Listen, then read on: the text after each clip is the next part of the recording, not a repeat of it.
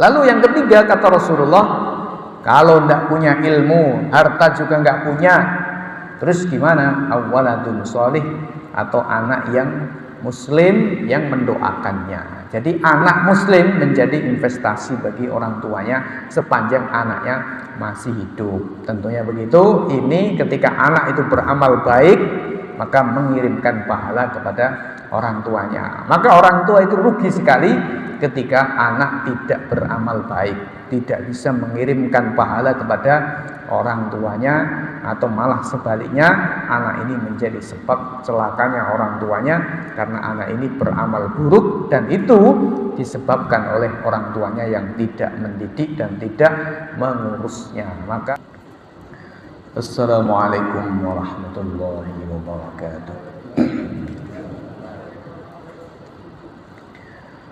Alhamdulillahi rabbil alamin, wa bihi nasta'inu ala umuri dunya waddin, wassalatu wassalamu ala asyrafil anbiya'i wa sayyidil mursalin, sayyidina wa maulana wa habibina wa syafi'ina wa qurrati a'yunina Muhammadin wa ala alihi wa ashabihi wa man tabi'ahum bi ihsanin ila yaumiddin. Amma ba'du. Kaum muslimin, jemaah, bapak-bapak, ibu-ibu, hadirin yang saya hormati rahimakumullah. Alhamdulillah, puji dan syukur kehadirat Allah Subhanahu wa taala. Malam hari ini kita kembali diperkenankan oleh Allah, diberikan kesempatan, diberikan kekuatan, dan diberikan kemudahan, sehingga malam hari ini insyaallah kita kembali bersama-sama mengkaji ayat-ayat Allah Subhanahu wa taala, mengkaji tafsir Al-Qur'anul Karim. Malam hari ini insyaallah kita masuk pada ayat yang ke-85 dari Quran surat An-Nisa. A'udzu billahi minasy syaithanir rajim. Bismillahirrahmanirrahim.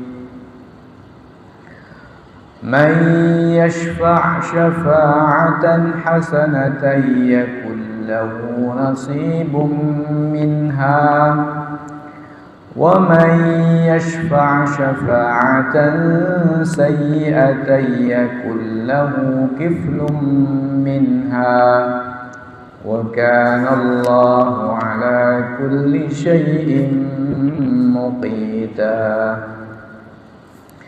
وَإِذَا حُيِّيتُم بِتَحِيَّةٍ فَحَيُّوا بِأَحْسَنَ مِنْهَا أَوْ رُدُّوهَا إِنَّ اللَّهَ كَانَ عَلَى كُلِّ شَيْءٍ حَسِيبًا.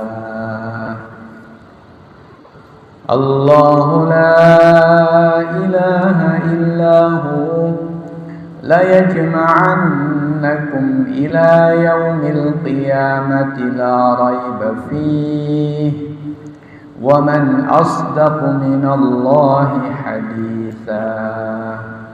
اللهم من يشفع شفاعة حسنة يكن له نصيب منها. Man yashfa', barang siapa menjadi perantara. Asy-syafa'ah maknanya wisatah. Wisatah ini menjadi perantara. Menjadi perantara ada kalanya mengantarkan kepada kebaikan, atau menjadi perantara tercegahnya atau terhentikannya, tercegahnya keburukan. Apakah karena diminta oleh orang yang meminta perantaran, ataukah tidak diminta? Barang siapa menjadi perantara dalam tersampaikannya kebaikan atau tercegahnya keburukan, itu maknanya syafa'atan hasanatan. Barang siapa menjadi perantara syafa'atan hasanatan, dengan perantara yang baik, yakullahu nasibun minha, maka ada bagi dia nasibun, bagian, minha, dari kebaikan tersebut. Siapa yang menjadi perantara teralirkannya kebaikan atau tersampaikannya kebaikan atau dilakukannya kebaikan atau tercegahnya keburukan atau dihentikannya keburukan, maka dia mendapatkan bagian pahala dari kebaikan yang terjadi atau dari keburukan yang terhentikan. Wa may yashfa' syafa'atan sayyi'atan, dan barang siapa memberikan syafaat, artinya menjadi perantara, syafa'atan sayyi'atan, dengan perantara yang buruk, artinya menjadi perantara tersampaikannya perkara yang buruk, terjadinya perkara yang buruk, atau menjadi perantara terjadinya kemaksiatan, misalnya yakul lahu kiflun minha, maka ada bagi dia kiflun, bagian yang serupa, minha, dari keburukan tersebut. Wa kana Allahu ala kulli syai'in muqita, dan Allah adalah zat yang maha melihat, maha kuasa atas segala sesuatu, atau maknanya zat yang maha menjaga atau mengawasi. Kaum muslimin jamaah, Bapak Ibu yang saya hormati rahimakumullah. Ayat 85, ketika kita kaitkan dengan ayat sebelumnya, yakni 84, di mana Nabi Shallallahu Alaihi Wasallam diperintahkan oleh Allah Subhanahu Wa Taala untuk berperang di jalan Allah, dan Nabi Shallallahu Alaihi Wasallam juga diperintahkan oleh Allah Subhanahu Wa Taala untuk mendorong dan mengobarkan semangat berjihad fisabilillah kepada kaum mukminin, mendorong kepada kaum mukminin. Maka ayat 85 seolah-olah memberikan penjelasan sebuah bisyarah atau sebuah kabar gembira bagi Nabi Sallallahu Alaihi Wasallam, bahwa ketika para sahabat, ketika kaum mukminin berjihad, disebabkan karena dorongan Nabi Sallallahu Alaihi Wasallam, karena seruan beliau, maka dari setiap orang yang berjihad, dikarenakan dorongan beliau, disebabkan karena seruan beliau, karena ajakan beliau, maka Nabi Sallallahu Alaihi Wasallam mendapatkan bagian pahala dari jihadnya setiap orang yang berjihad. Jadi ini memberikan sebuah bisyarah, memberikan kabar gembira kepada Rasulullah Sallallahu Alaihi Wasallam bahwa jihadnya para mujahidin dari kalangan para sahabat maupun kalangan-kalangan setelahnya sampai hari ini, maka ketika mereka berjihad mengirimkan pahala, bagian pahala kepada Rasulullah Sallallahu Alaihi Wasallam. Kenapa? Karena Nabi Sallallahu Alaihi Wasallam adalah sebagai perantara terjadinya jihad, karena beliaulah yang mendorong dengan sabda-sabda beliau, beliaulah yang mendorong dengan hadis-hadis beliau menjelaskan tentang keutamaan-keutamaan berjihad fisabilillah. Karena itu berarti Nabi Shallallahu Alaihi Wasallam menjadi pemberi syafaat dengan syafaat yang baik, artinya menjadi perantara tercapainya atau terwujudnya atau terlaksanakannya sebuah kebaikan, maka Nabi Shallallahu Alaihi Wasallam mendapatkan bagian dari kebaikan-kebaikan tersebut sampai hari kiamat nanti. Sebaliknya, ayat ini juga menjadi sebuah kabar buruk. Kabar buruk bagi siapa? Bagi orang-orang munafik yang mereka menggembosi semangat jihad fisabilillah, menggembosi kaum muslimin sehingga kaum muslimin menjadi takut atau menjadi enggan untuk berjihad fisabilillah karena digembosi oleh orang-orang munafik. Kalau ada orang yang tidak berjihad karena terpengaruh oleh gembosan orang-orang munafik ini atau karena terpengaruh oleh propagandanya orang-orang munafik ini, maka dari setiap orang yang tidak berjihad fisabilillah mengirimkan dosa keburukan kepada orang-orang munafik yang mereka menggembosi pelaksanaan atau menggembosi semangat jihad kaum muslimin. Kenapa demikian? Ya, karena orang-orang munafik ini menjadi perantara atau menjadi sebab, menjadi sebuah wasilah atau wisatoh perantara terjadinya keburukan, yaitu adalah tidak dilakukannya jihad fisabilillah. Kaum muslimin jamaah, Bapak Ibu yang saya hormati rahimakumullah. Jadi ayat 85 ini memberikan bisyarah kepada Rasulullah, kabar gembira kepada Rasulullah bahwa jihadnya orang-orang yang berjihad di jalan Allah mengirimkan pahala yang terus mengalir kepada beliau karena beliau menjadi pendorongnya, menjadi perantara terlaksanakannya jihad fisabilillah. Sekaligus ayat ini memberikan kabar yang buruk kepada orang-orang munafik karena orang-orang munafik ini telah menjadi perantara atau menjadi pemberi syafaat, yakni menjadi sebab terhentikannya atau dihentikannya berjihad fisabilillah. Kaum muslimin jamaah, Bapak Ibu yang saya hormati rahimakumullah. Itu kalau kita kaitkan dengan ayat-ayat sebelumnya yang berbicara tentang jihad fisabilillah. Akan tetapi kaum muslimin jamaah, Bapak Ibu yang saya hormati rahimakumullah, ayat ini berbicara dengan redaksi yang bersifat general, bersifat umum. Tentu tidak hanya bicara tentang jihad fisabilillah, tetapi bicara tentang segala hal kebaikan dan sebaliknya berbicara tentang segala hal keburukan. Sehingga ketika kita mengambil makna dari umumnya ayat ini, dari sifat generalnya ayat ini, maka kita bisa menyimpulkan bahwa siapa saja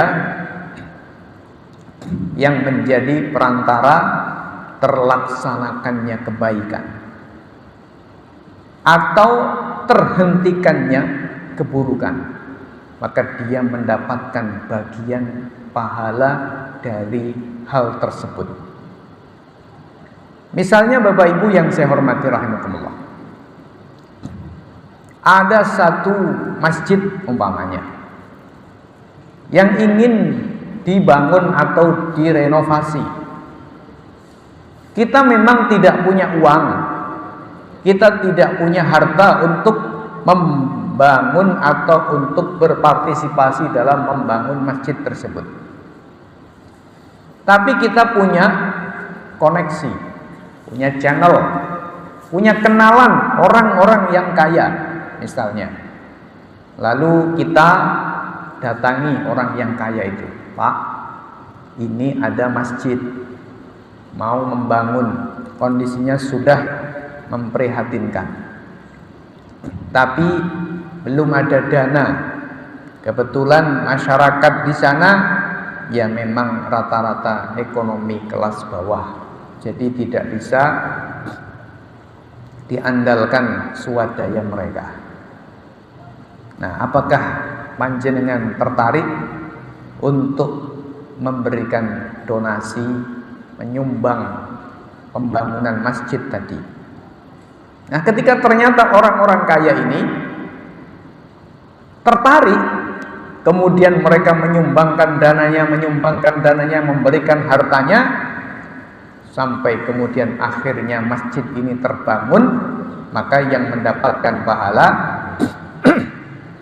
bukan hanya bapak-bapak kaya yang menyumbangkan hartanya, tetapi panjenengan yang sekedar modal ngomong tadi.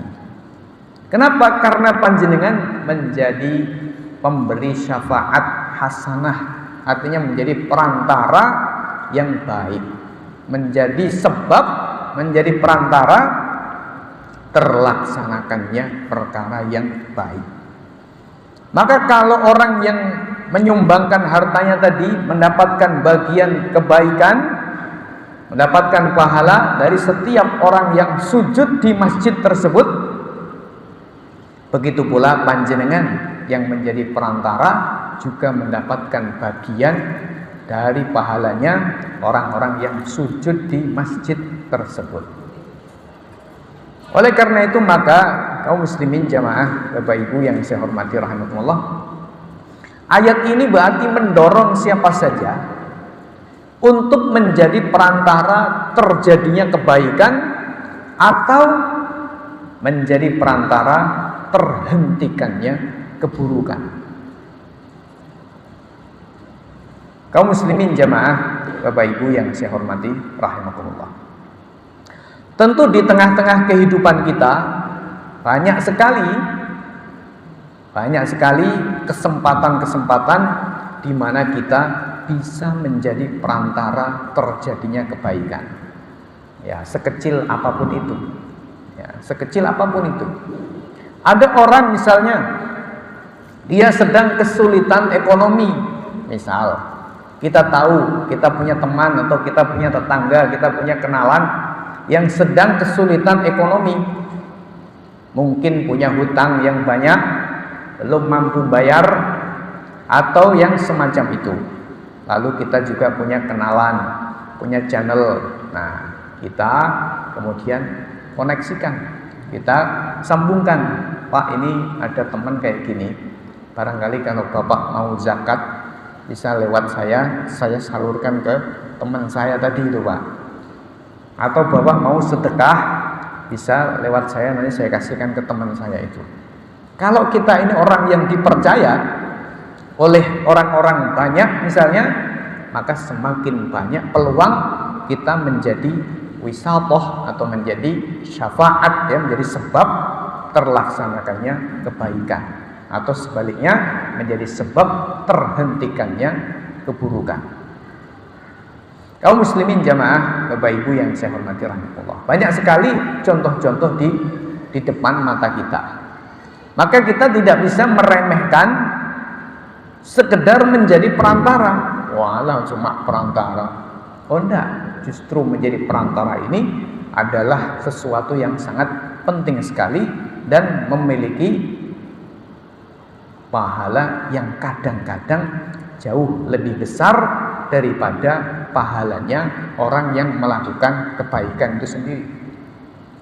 Misal panjenengan kenal dengan 10 orang kaya, setiap orang kaya menyumbang, maka setiap orang dia hanya mendapatkan pahala sesuai dengan amalnya, tapi panjenengan mendapatkan pahala dari 10 orang tadi, ya, menjadi pahala dari 10 orang tadi.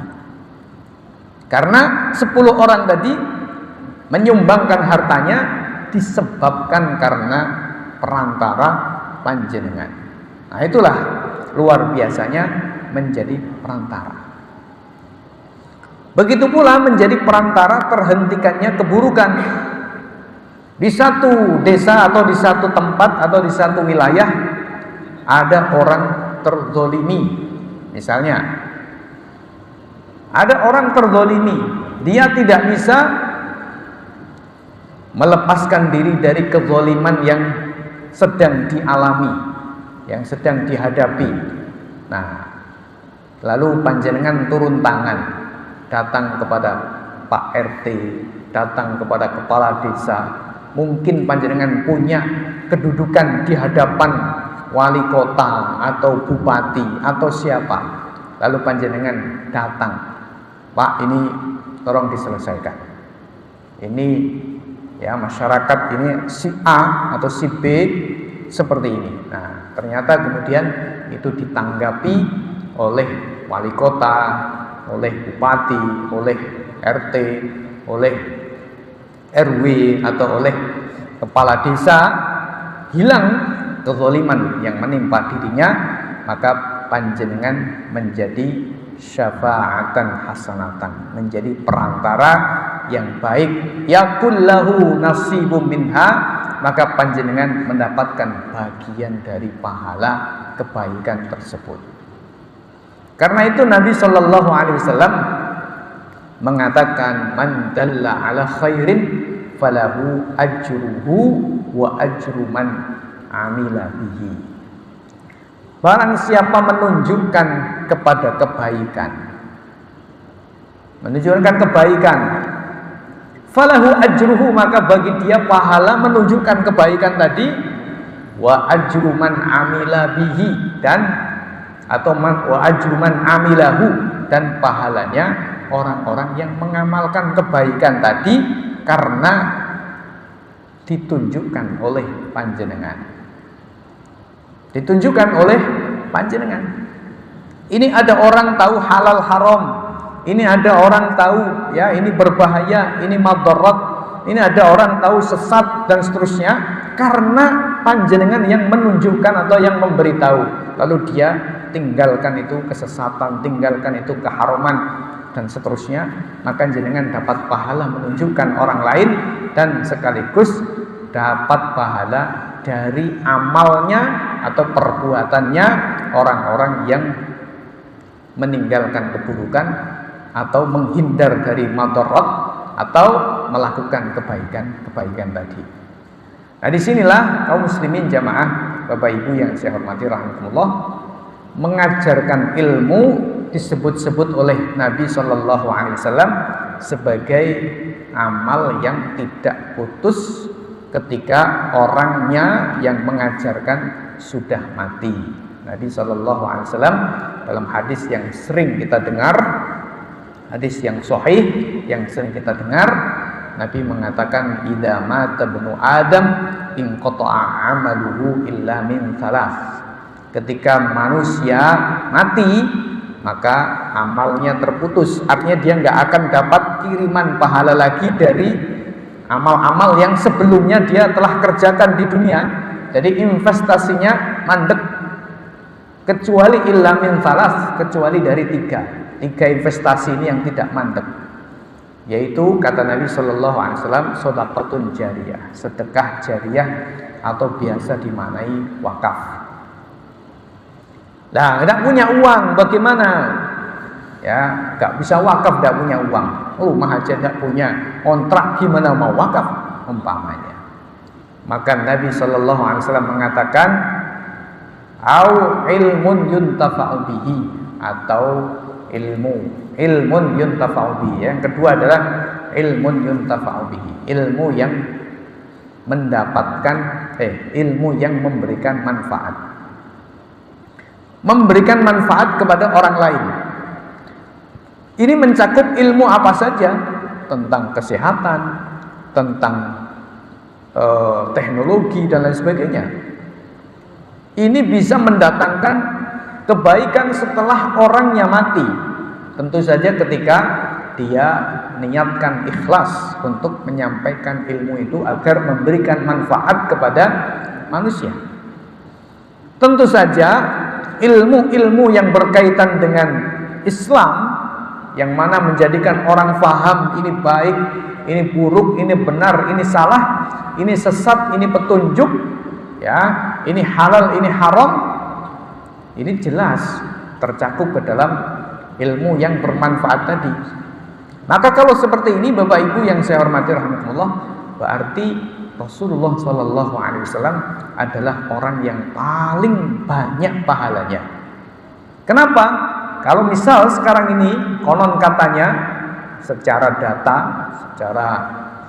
data mentahnya, tapi rincinya saya tidak tahu. Konon katanya umat Islam ini jumlahnya adalah 2 miliar, misalnya seperti itu. Dari total manusia 7 miliar. Maka setiap orang dari 2 miliar tadi ini sebenarnya terus mengirimkan pahala kepada Rasulullah SAW. Karena Rasulullah yang menyampaikan Islam. Tanpa beliau tidak ada Islam. Rasulullah lah yang menyampaikan semua amal-amal, semua ajaran, semua petunjuk, dan mengajarkan berbagai hal yang membahayakan manusia dalam kehidupannya di dunia maupun di akhirat. Maka Rasulullah SAW senantiasa mendapatkan kiriman pahala sekarang tiap harinya itu ya, setidaknya adalah 2 miliar ya, seperti itu. Karena semua orang yang Islam itu mesti berutang budi kepada Rasulullah. Orang yang sholat, orang yang zakat, orang yang haji, orang yang umroh, orang yang beramal soleh dan lain sebagainya, dia senantiasa berhutang budi kepada Rasulullah karena Rasulullah yang mengajarkan itu semuanya. Tanpa Rasulullah tidak tahu, dan tanpa ajaran Rasulullah amal kita tidak diterima. Berarti beliau ini menjadi wisatoh, menjadi perantara yang paling agung dan paling besar. Setelahnya tentu para sahabat dengan derajat yang berbeda-beda, karena sahabat ini banyak dan semuanya mereka juga mendakwahkan Islam, mengajarkan Islam hingga sampai kepada tabi'in atau murid-murid mereka, generasi setelah para sahabat. Lalu terus sampai kepada para ulama yang nama-nama mereka masih terus kita dengar, seperti Imam Bukhari misalnya, yang mana hadis-hadis sampai kepada kita melalui verifikasi yang beliau lakukan. Imam Muslim, Imam Abu Dawud, Imam Tirmidzi, Imam An-Nasai, Imam Ibnu Majah, Imam Ibnu Khuzaimah, imam-imam yang lain dari kalangan ahli hadis seperti itu. Begitu pula ulama ahli qiraat, ulama yang pakar dalam Quran. Semua orang yang membaca Quran, cara bacanya Maliki Yaumiddin atau Maliki Yaumiddin dan seterusnya misalnya, contoh gampang saja. Terus mengirimkan pahala kepada orang-orang yang dulu adalah mengajarkan qiraat. Jadi guru TPA mendapatkan pahala dari anak-anak didiknya. Guru TPA mengirimkan pahala kepada gurunya, gurunya, sampai tentunya kepada para ahli qiraah, kepada para gurunya, sampai kepada para sahabat, kepada Rasulullah lagi ujungnya. Kaum muslimin jamaah, Bapak Ibu yang saya hormati rahimakumullah. Karena dia menjadi perantara terwujudnya kebaikan.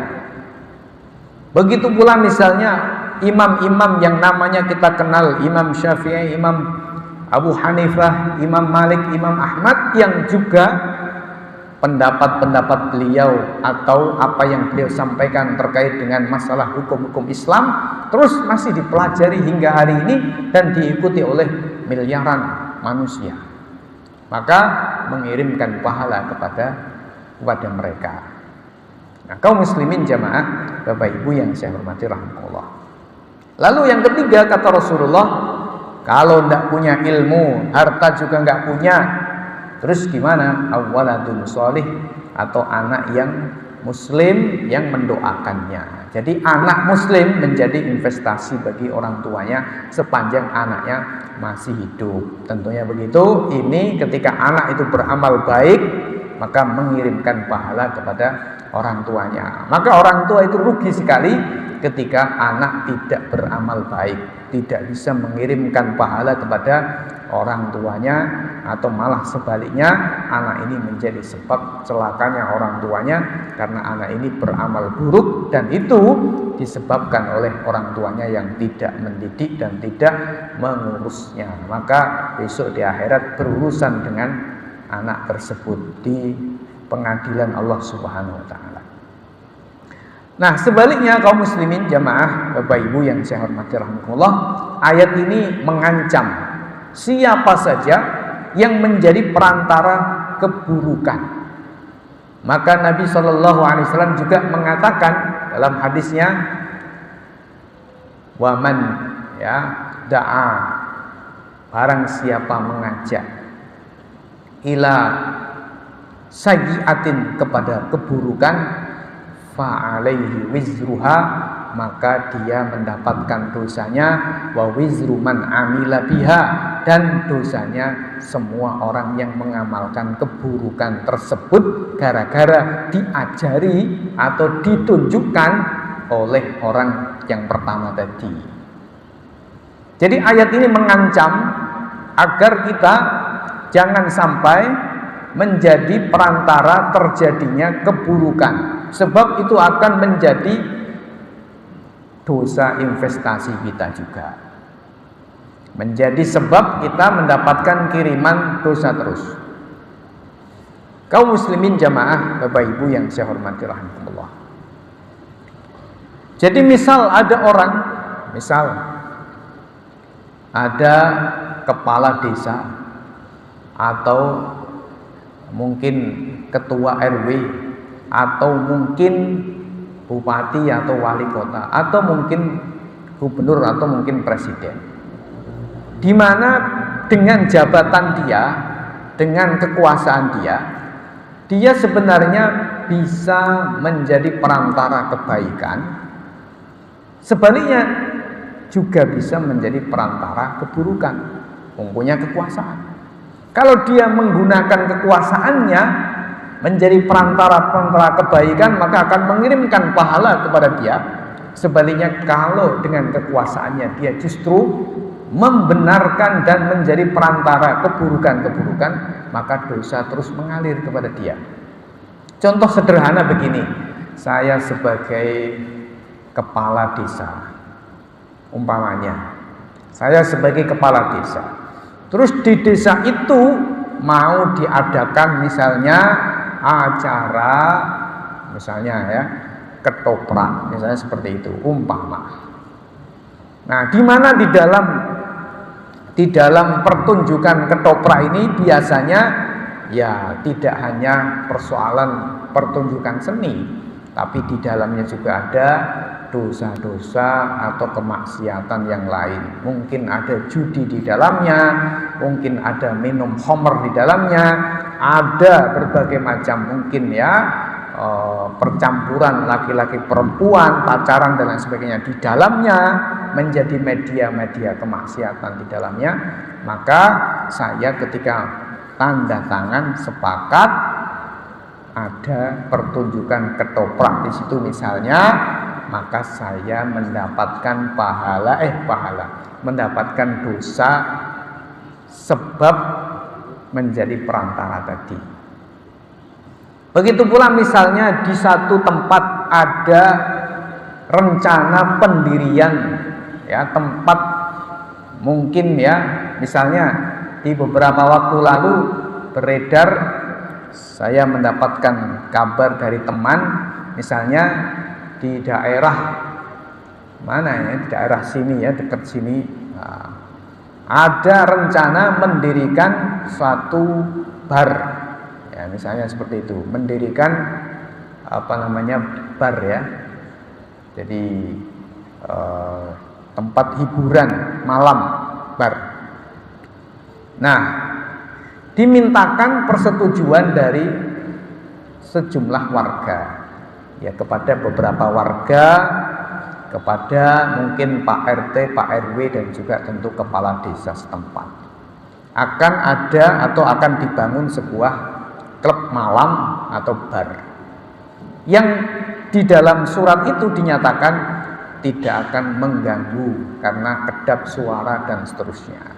Tapi pertanyaannya, bolehkah kita sebagai warga tanda tangan setuju, atau saya sebagai ketua RT atau ketua RW atau kepala desa tanda tangan setuju?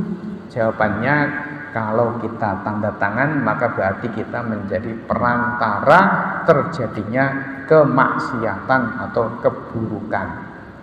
Karena bar ini bukan sekedar warung soto. Kalau warung soto makan nggak ada masalah.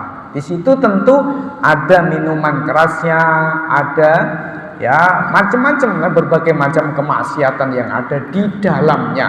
Jadi seperti itu. Maka kalau kita tanda tangan sepakat setuju, berarti kita menjadi perantara keburukan.